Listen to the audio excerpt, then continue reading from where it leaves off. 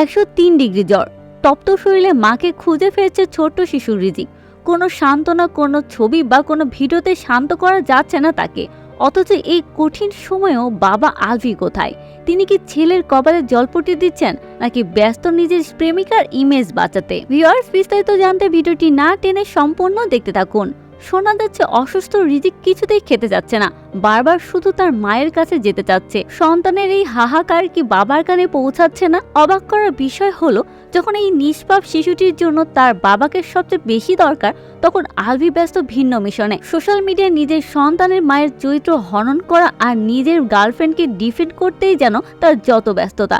একটি মানুষের কাছে কি সম্পর্কের সমীকরণের চেয়ে নিজের অসুস্থ রক্ত মাংসের সন্তানের কষ্টটা বড় হতে পারলো না? মা হারা এই ছেলেটির পৃথিবী এখন তার বাবাকে ঘিরে হওয়ার কথা ছিল, কিন্তু আলভি কি সেটা বুঝতে পারছে না? প্রেম বা ব্যক্তিগত জীবন থাকতেই পারে, কিন্তু অসুস্থ ছেলের আত্মনাদ কি কোনো কিছুর বিনিময়ে আড়াল করা সম্ভব? ভিউয়ার্স, আপনারাই বলুন, যে বাবা নিজের সন্তানের কষ্টের চেয়ে গার্লফ্রেন্ডের সম্মান বাঁচাতে বেশি মরিয়া, তাকে কি আদৌ দায়িত্ববান বলা চলে? কেন আলভি সব ভুলে এই মুহূর্তে ছেলের পাশে এসে তাকে আগলে ধরছে না? তো ভিউয়ার্স, রিজিকের এই চোখের জল আর 103 ডিগ্রি জ্বর কি আলভির মনে কোনো দাগ কাটবে, নাকি বিতর্কেই শেষ হয়ে যাবে এই ছোট্ট শিশুর শৈশব? আপনাদের কি মনে হয়, আলভি কি এখন সব ছেড়ে ছেলের কাছে আসা উচিত?